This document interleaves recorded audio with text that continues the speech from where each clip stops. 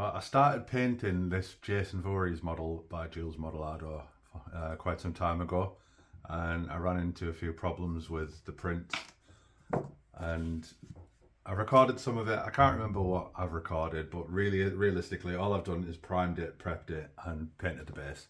So I'm just going to start again. What my original problem was, I don't know if you can see on here, there's some lines in the print. So I tried sanding it down. I lost all of the detail on his back, and I just thought, you know what, I'm just going to print it again, see if I can reorient it, and the same thing happened. But this time, as you can see, exactly the same places. So I'm assuming I've done something wrong in placing the model on supports, or I don't know, I'm still learning stuff. But anyway, I've managed to fix it with some Vallejo plastic putty. Because he's kind of messy and kind of dirty anyway, I've used some Citadel Astro Granite texture just to kind of make it look a bit muddy and filthy. And I think it's actually come out quite nicely actually. So I've just done the whole model. Jules Modelado has done an exceptional job at making this model. And then I've just gone ahead and ruined it with my ineptitude at 3D printing. But not to worry, I'm happy with the end results anyway. It's a giant monster of a statue. I haven't quite glued everything in place, but you can see the scale of this thing. So I'm really looking forward to painting it. I mentioned I'd already done the base. I've done a basic wet blend of different browns. I'm not putting too much effort into the base. I did originally print this on my P1S, and there was a lot of layer lines in it, which I wasn't too happy about, so I sanded all them down. Didn't do a good enough job at sanding there either, and it made it kind of rough and ready, but to be honest, I kind of quite like that. So let's get into the painting and we'll see how it goes. Right, I know I haven't put out that many videos in the past anyway, but I don't know if you've noticed a difference in camera quality, whether it's better or lower. I would appreciate some feedback on that. But I've changed from iPhone to Samsung. It does mean that I can also use these little wireless microphone things that I've got, which are currently on charge, so hopefully the sound quality will get better. But I've noticed in some of my older videos, when I'm reaching over my desk to get something or slightly moving away from the camera as I'm doing now, my voice fades in and out, so I don't like that. So I'm hopefully going to fix that soon. But for now, while they're charging, all I'm going to be doing really is just gluing the arms together. So I'm not going to go into too much detail on the trousers, but what I am going to do is just kind of dry brush some gradients of black on there. And now I don't have any specific paints that I use for this, but all I'm going to do is I'm going to use my dark grey, mix it in with some cold grey. And I'm just going to gradually increase the brightness of the grey until I get to a point of ghost grey, needing to brighten it up.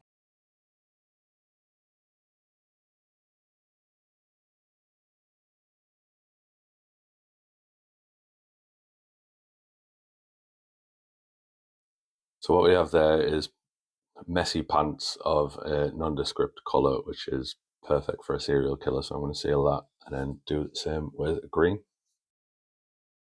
So I'm at a point in editing the video now, and I've noticed that a lot of the clips and the videos that I've recorded with my new microphone hasn't actually recorded any sound. So I'm just going to have to put in captions and stuff where I can, and hopefully I'll fix it for the next video.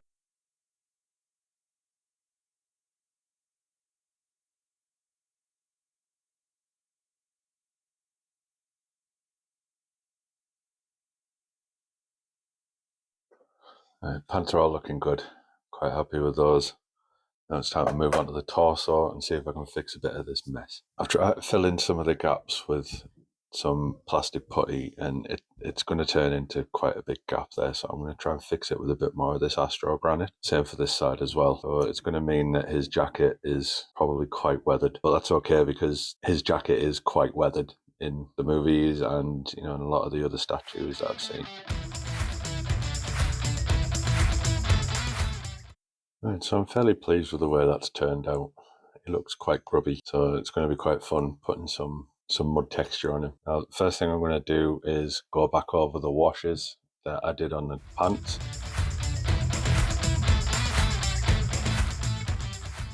Right, so he's got his green wash on, which is going to be the sort of the base colour, and hopefully I'll have plenty of that still showing through the brown. But I'm going to do a quick wash with some pale brown.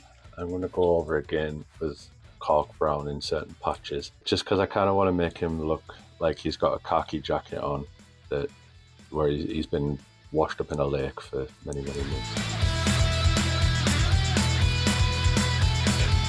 Right, now for the last coat, I'm going to make my wash a little bit thicker. Hopefully that's going to be the final colour.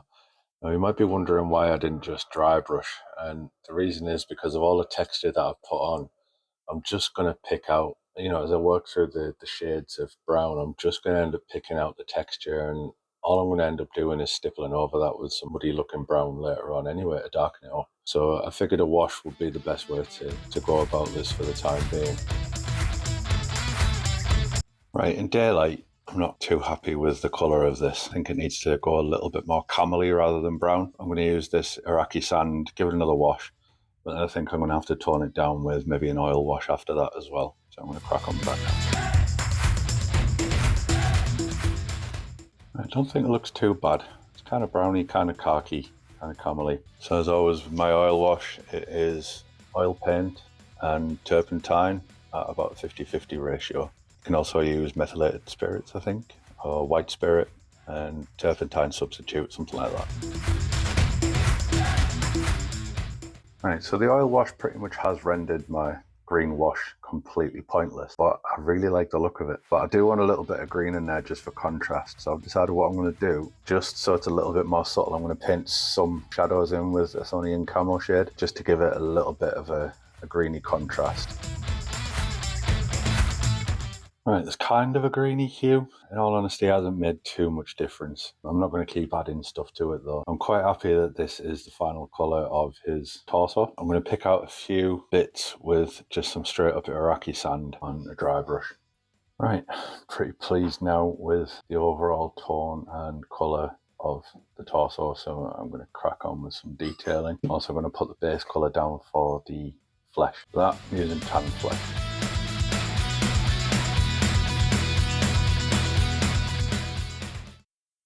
While I've got my tan flesh out, I'm also going to do the skin around the head.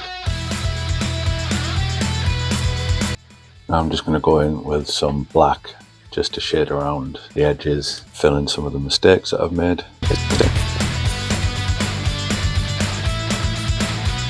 Right, now rather than mess about with different yellow, red and blue washes on the arms and risk ruining the work that I've already done to the torso, I'm just going to do a flesh wash with some Vallejo Game Colour wash. I'm going to dry brush on his hands and pick out some of the highlights and stuff like that. I'm going to start off with some flesh wash, and then I think I will go with some flat flesh as a highlight, and we'll see where we are from there.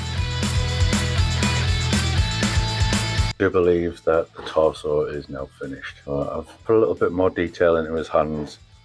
I've used some Hex-Wraith Flame just to put a little bit of green into it as well. I've dabbed on a little bit of mud. I need to put some more in there. But I think his hands are looking pretty good now. So I'm going to leave that as they are and then move on to the last bit, which is going to be the portrait and the mask. First thing I'm going to do is get some deck tan onto the mask just to separate the colours out a little bit. No doubt going to make a mess of the deck tan, but at least I'll know where I am with the washes.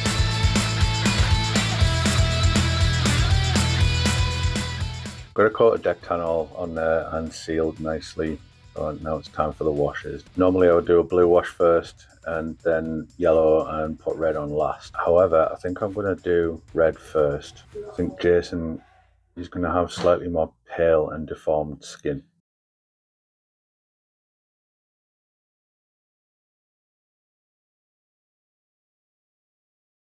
I think for another step, I'm going to do another wash of gory red, and I'm going to disperse it with some alcohol spray. I would normally have done that on first red wash, but I'm doing it in a different order this time. So I don't know, kind of just seeing what happens when I do different things. It's happened again, right at the most important part of the video. I've had some microphone problems, so I'll have to do a voiceover. So here I'm just doing a blue wash with some watered down blue paint. If you're doing this, you need to make sure that you get it off fast, as it does set very quickly. Then I'm going to do a wash again with some very watered down flat flesh. So when you're doing this, you don't want to cover up all the work that you've done previously with the washes, especially not if you're going to the trouble of spritzing alcohol spray over your red washes. So just make sure that you water down your coats just enough so you can still see the washes underneath the new skin coats that you're doing. And then once the flat flesh was done, I decided to put on another coat of basic skin tone. I didn't go too heavily on this. I made it a lot thinner than the flat flesh just so I could still get some of the flesh tone colour through. But what I did do was make sure that it comes off a lot as well. So with the flat flesh, I didn't dab it off, or not very much anyway, only where it pulled. But with the basic skin tone, what I'm going to do is dab it off in parts, just so it looks kind of more patchy and more like a real sort of skin colour.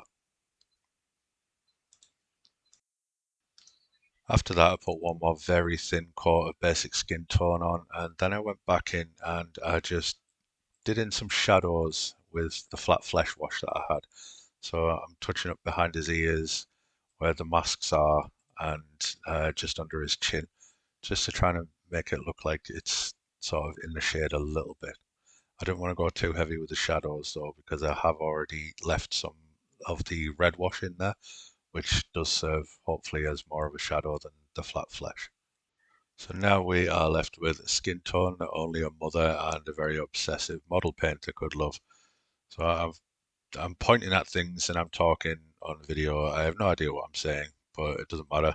The next thing I'm going to do is just cover up all the mistakes that I made where the washes have run onto the mask. So I'm going to go back over that with deck tan.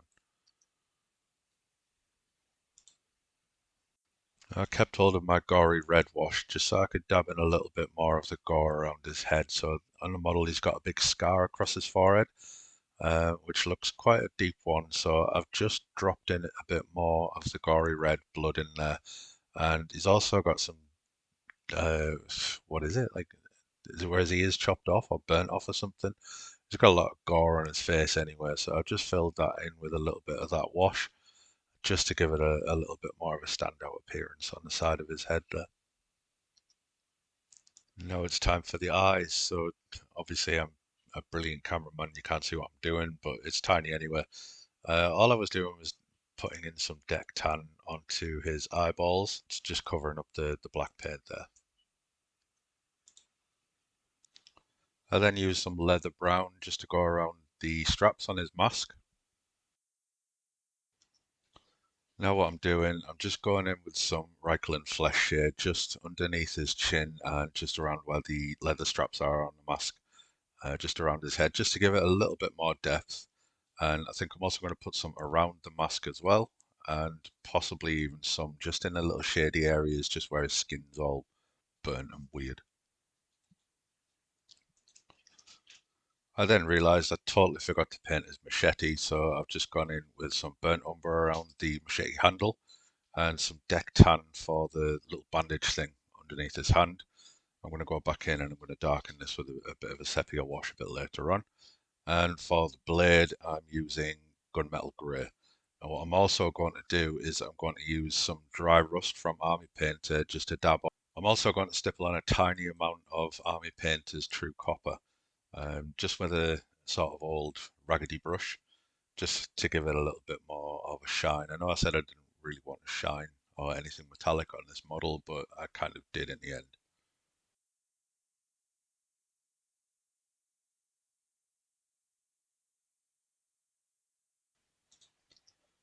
And now for what was probably the most fun part of the model, weathering his mask with some of this Vallejo Game Color wash. It's like a sepia wash. It's really, really messy stuff. I don't really like it. I don't use it very often.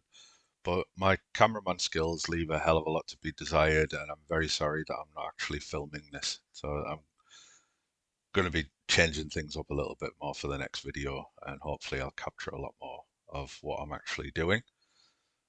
But yeah, for now, I'm just basically rubbing this on heavier in some parts and lighter in others just to make it look more weathered and beaten. Now, what this does, it gives it like a sort of a yellowed and aged look, which is exactly how his mask looked in the movies. And hopefully, at some point soon, I will do a close up on the camera of it. but for now I'll just zoom through all of the actual painting.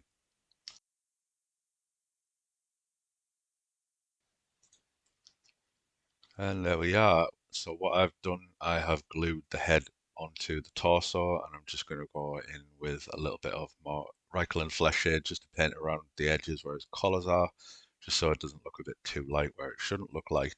Right, last step. I'm just going to put a little bit more gore around here with some gory red, and then I'm going to do the eyes, and then we're done.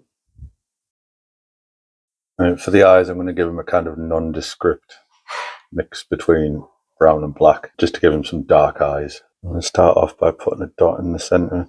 Now a touch of black in the middle. And last step, just for some reflection in the eyes, a little dot of white. Right, for his skin around his head, I'm going to use a satin varnish.